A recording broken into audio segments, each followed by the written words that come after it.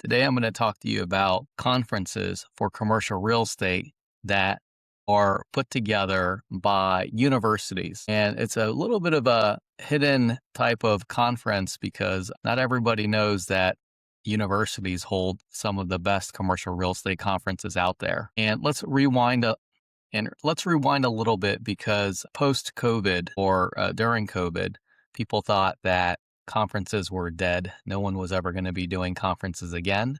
And I think that kind of like the buffet line that I was in on the last cruise that I was on, that ended up being totally wrong. And similarly, the retail apocalypse ended up being totally wrong as well.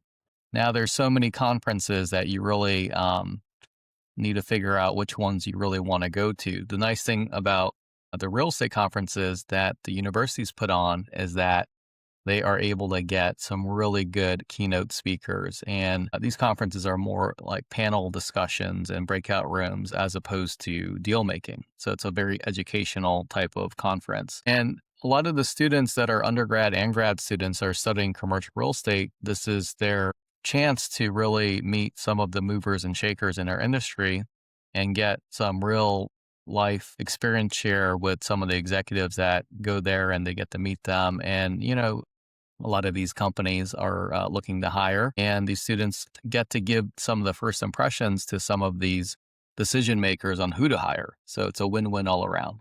So I'm based in Miami, Florida, and I'm going to be talking about the 4 Florida universities that have pretty prominent real estate schools. And I think this also works in probably most every other state in the state of, this probably applies to most every other state in the United States. So I'm just giving you experience share for Florida. And I may be one of the only people or one of the few people that have gone to all 4 of the university-led commercial real estate conferences. A lot of times because they're spread across the entire state of Florida. Like you have the Florida State University's conference in Tallahassee, and then you have some Miami ones, and then you have Central Florida, which is University of Florida. So first up, let's talk about Florida State University. This is one of the older programs out there that was founded in 1995, and they've been having their FSU Real Estate Trends Conference since then. There's about 700 attendees. It's sold out every year. And I would say that when I go and I meet a lot of the students that are there, I'd say shout out to the program because I feel like the FSU students are some of the most well-rounded students out there. They have a great combination of soft skills and hard skills or analytical skills, and they tend to really get out there and try to meet more people. It's one of the only conferences actually that after the conference is finished and I get back to my office that I do get these thank you notes that are sent to me and follow-up emails that are sent to me. None of the other school students are doing that consistently. Also, one of the things that I noticed is that if you are connecting with some of these students, that the FSU students tend to have the most robust LinkedIn profiles. Like I think they probably have some sort of a class or some sort of a seminar on it because all of their LinkedIn profiles are really on point. And while FSU has a full real estate undergrad degree, they do not have the master's or graduate degree in real estate. Instead, it is actually embedded into their MBA program. So you can do an MBA program with leaning more towards real estate. And the Florida State conference is 1.5 days, usually starts around mid-morning on the first day, Thursday, and then it finishes by lunchtime on Friday, and then it rolls into a weekend that's usually a football weekend.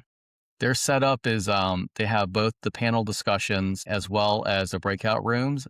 And some of the panelists that they've gotten are pretty good. For example, they've gotten Barry Sternleck, the founder CEO of Starwood Capital, Kathleen McCarthy, co-head of real estate at Blackstone, Mike Gilbane, which is managing director of related companies, Mary Ardos, CEO of JP Morgan Asset Management, Jeb Bush, former governor of the state of Florida, Nikki Fried, Florida's commissioner of agriculture, and actually went to high school with her, and Beth Azor of Azor Advisory Services. She's the lady that hired me into the business, and Donna Abood, who runs Savills, which is an amazing office brokerage company out of Miami. They're worldwide, but she runs the Miami or the Florida office. Next up, you got the University of Miami Real Estate Impact Conference. That's held since 2012. So it's one of the newer ones. Originally, they had it on Brickell Avenue, I guess 2012, 2013, and in the late 2010s. Getting space on Brickell wasn't as crazy because I think that after COVID, it really went a little nuts with the popularity. And they actually used to have it at the Four Seasons, a really nice venue. And it would get some really good headliners, like both as attendees and as speakers. But more recently, they actually moved it to the University of Miami campus in Coral Gables. And I would say I think this one probably has the highest level of speakers out of all the Florida school conferences, meaning like they're really getting some very high caliber speakers. And it's actually the largest in attendance as well. It's 1,100 attendees for the last one, and it's invitation only, so you can't even buy a ticket. The Florida State conference, you can buy a ticket. This one you can't. And the students that go to this one are mostly focused on development, which makes sense because the University of Miami has a Master's of Science in Real Estate Development program, the MRED. And the University of Miami also has an undergrad real estate program as well. But it's a half a day event, so not nearly as long as the other ones.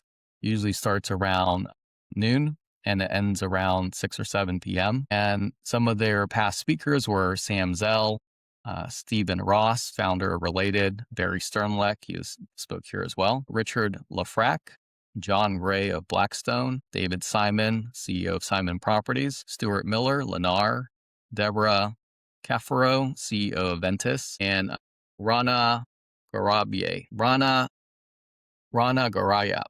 Next up is the University of Florida Real Estate Trends and Strategies Conference. University of Florida is based out of Gainesville, Florida, but they actually have this one in Orlando just to make it a lot easier to get to. And this conference actually started even before the FSU one. This one has been going on since the 1980s. At least that's according to their website. I can tell you that the FSU one is the first one I ever went to back in the early 2000s. I went to it like 23 years ago. And the UF one, the first time I ever went to it is last year. But I'm an alumni of University of Florida, so I'm a bad alum. And I don't know. I mean, I just feel like the FSU one was marketed really well. The UF one, I don't see the marketing as much. But it's a little bit smaller conference also. It's 600 attendees, so it's a little bit smaller than the FSU one and a lot smaller than the UM one. And what I noticed is that the University of Florida students all tend to want to be analysts by a wide margin. So I speak with a lot of the students that end up attending, and mostly they're asking me about questions about being an analyst. And the University of Florida does have an undergrad specialization in real estate as a minor, and they have the Master's of Science in Real Estate. And it's actually the #1 real estate grad degree in all public schools. This is in accordance to a few publications. And they also have a program that's a joint JD MSRE for those who want to specialize in real estate law. So that's pretty cool. It's a very academic, studious type of program. I mean, they all are, but this one I think, really is, where let's say FSU has a lot more focus on being well-rounded, a lot of soft skills. I tend to see a lot more FSU students that are open to being leasing associates and operations and, something other than being a developer or analyst. But the speakers for the UF conference include George Perez, founder of Related Group, Armando Codina, Codina Partners, Sherry Cunningham, head of AI platform at Google Cloud, Shecky Schechner, real estate banking at Barclays, and Ken Babby, Tampa Bay Rays CEO. The newest kid on the block is FIU, Florida International University. They started their REACT conference. RE stands for Real Estate. ACT stands for, I don't know what it stands for actually, but REACT conference. They started in 2021, and it's part of the Hollow School of Real Estate. They get about 300 attendees. They have both an undergrad real estate degree and a MSIRE, which is a Master of Science in International Real Estate. I would say that most of the students are focused on finance, kind of capital markets focused. Miami is a big banking city, so there's a lot of finance stuff going on there, equity, that kind of thing. And a lot of the speakers tended to be more local. So you had Mickey Naftali of the Naftali Group, Craig Robbins of DACRA. He was responsible for putting together the Miami Design District.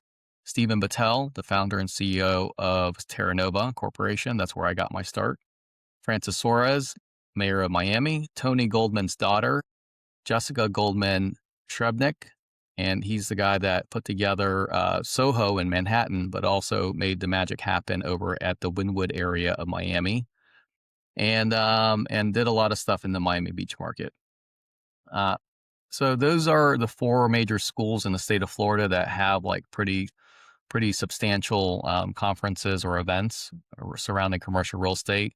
And I would say that in general, the attendees are about 25% of the attendees are students themselves. And surprisingly, about 40% to 50% of the attendees are pretty high level C-suite principals, owners. And so you get to really, do some great networking there. And I think it's a flywheel. That's why, they have great speakers, they have great attendees, and then you get to meet the future rising stars in commercial real estate. And that just draws higher level people to want to attend.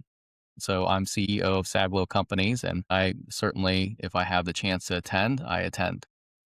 If I could synthesize all of the things that I've heard from on a high level across all of the events, I'd say that some of the top 7 takeaways would be that number one, if you're a student trying to get into the commercial real estate business, you think that like the most important thing is where you are in your first job and what position that you are or what's your title. That's actually incorrect. The absolute most important thing is having a mentor and a company that really has the time and has the resources to invest in you for you to be successful and not just kind of throw you out there and have you figure it out. And you could just take the pressure off because more often than not, that first job, that first position, you may not be at that company in 5 to 10 years, and you certainly may be on a different track in that same time period. The first job is just the first job. Get your foot in the door and start learning. But it's really important to learn, and you can only do that if you have a good mentor. So maybe that's actually the first advice and the second advice. Advice number 1, get a mentor. Advice number 2, don't get too stressed out on the first job. Advice number 3 would be that you can be equally successful either going the corporate route and just being a W-2 employee, climbing the corporate ladder of a growing corporation with good fundamentals and good processes, or you can be just as successful being an entrepreneur, starting your own company, doing your own deals. You can do either way. So don't kind of think like, hey, it's way better to be CEO of a public REIT or CEO of a company that you founded. Both can be very fulfilling. And also it really depends on your personality. Maybe you're going to just do better one way versus the other way. Tip number 4 or advice number 4, takeaway number 4 would be that artificial intelligence is not going anywhere. It's not going to go backwards at all. It's here to stay and it's going to keep proliferating actually. And for the most part, people see it as a force multiplier as opposed to replacing people. That being said, roles and positions will shift around. What you do will shift around as technology advances. So just be prepared to be adaptable. And I think it's really important for you to know how to use the technology. And the ones that really know how to use it are going to skyrocket in their companies. Big takeaway number 5 would be that if you're looking backwards, it's always easy to look backwards with rose-colored glasses, meaning that if you see someone that really succeeded, that has a very successful position now or has done a lot of great things now, but they got their start in the 90s or 80s even, or early 2000s. And you could always say, oh, well, it was so much easier back then to be successful. It's so much harder today. And I think you're always looking at it because you only see the good things that had happened. Yourself in the situation of, well, how was it different than it is today? I mean, you have to always consider, like even in the 1980s or even in the 90s, interest rates in the 80s were like 15%, right? In the you didn't have all of this internet that you had all this easy access to information. For you to find information, you had to physically take yourself to the building department, the courthouse, the library, the city records, the microfilm. I mean, you had to do a lot of that manual labor. So now I think that the hurdle or the cost of entry is so much lower, especially with the AI now, that it's a whole different world. So a lot of the people that have been established already that are successful now, they might say, hey, you got it way easier today than before because you can just ask AI about all of the pitfalls and mistakes to try to avoid, and you can just be on the right path where we kind of had to figure it out ourselves. There was no AI or website that we could go to. We just had to figure it out. And so that's a very different way of growing. And so just, be wary or be mindful that it wasn't always easier back then. Big takeaway number 6 would be don't underestimate time. And I mean long periods of time. You might find it hard to grow in the front end of your career, but I can assure you that if you are persistent and you're consistent over the course of 20 to 30 years, you're going to be amazed at what you can accomplish. And I can tell you that, I started 25, 26 years ago. I don't think I was thinking I was going to be the CEO of a company that owns, 2.5 million square feet of shopping centers, but here I am. And there's a lot of people that I know that even in the last 15 years, they went from, rags to riches. And so that amount of time, as long as you're persistent, consistent, doing the right things all the time, that's what's going to get you there. And having that mentor in the beginning really, really helps. And the big takeaway number 7 is knowledge is power. Read the news, look at history. Look, interest rates can go up, they can go down. Sometimes they're somewhat correlated with cap rates, but recently you saw that that's not always the case. Interest rates went up and cap rates didn't. And look, different asset classes will be hot and cold at different decades, right? Retail was really hot for a period of time, then it was not hot at all, and office was very hot on one point. Now it's not very hot. Industrial was not hot before. Now it's hot. Apartment buildings were hot and not hot, depending on where you're located within the country. So look, it's having that context of history and knowledge will really help you decide, where you're going to really dive in. I do think that if I were to critique the schools or give some feedback on what could be better or change or what's doing well for those university-led commercial real estate conferences, I would say that number 1 would be the name badges. I think that if you made the name badges color-coded so that students were one color, landlords or companies were a different color, and then the staff were a third color, I think it'd be really easy to identify, who's a student and so forth. I also think that for the universities that don't have the breakouts, so out of the 4 university conferences, FIU, UF, FSU, and I think FSU is the only one that actually has breakout rooms. And I think that a lot of students do get bashful. For them to ask a question in a room of 1,000 people or 500 people is a little intimidating. And I think that you can get more engagement with the students if you did more breakout rooms. So I suggest all the other schools do that as well. Another one would be that some universities, they provide their students with actual business cards of, contact information on university logos and things like that. And that's kind of kicks it up a notch and gives that a more professional feel to it. I think that all the universities should probably do that. It's a pretty low lift, and I think it's super helpful. I think that Florida State University, as I mentioned, their students do a really good job with follow-ups, with their LinkedIn, with letter writing, etc. I think that the other universities could really take a page out of that book and really encourage or even require their students to do those follow-ups and LinkedIn connection requests and all of that. I think that's super helpful, especially because they don't know where they're going to end up, right? And it's a small world. So someone that you met as a senior in college, maybe you end up working with them 20 years later. Who knows, right?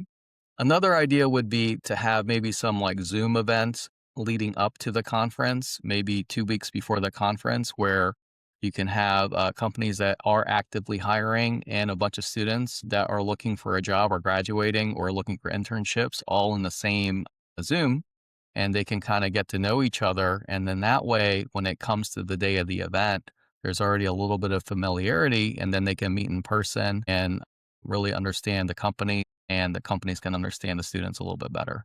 I think that when it comes to the speakers, I think that the big names are really important. Your headliners, usually they're the CEOs, but I also think that for the students to get a full, well-rounded understanding of commercial real estate, that you should bring in speakers that focus on specific disciplines within commercial real estate, like accounting, property management, asset management, leasing, acquisitions, capital markets, and just really understand it from all of those aspects, not just from a CEO level or a managing director level.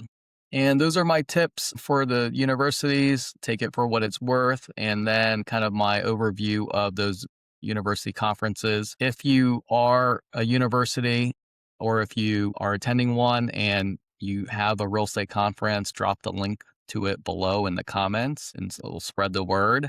And I would say that definitely if you are a company, a commercial real estate company, a broker, a landlord, a leasing person, a capital markets, property management, asset management, accounting even, consider going to these events. I think that they're really well worth it. They're a lot of fun, especially if you're local. If it's not too far from you where you live, you could just drive there. And my name's Hugh Chen. I'm CEO of Saglo Companies. We own and operate shopping centers across the eastern part of the US, and I'm looking to buy more properties. So if you're selling, send some over to me. All right. Thank you. Talk to you later.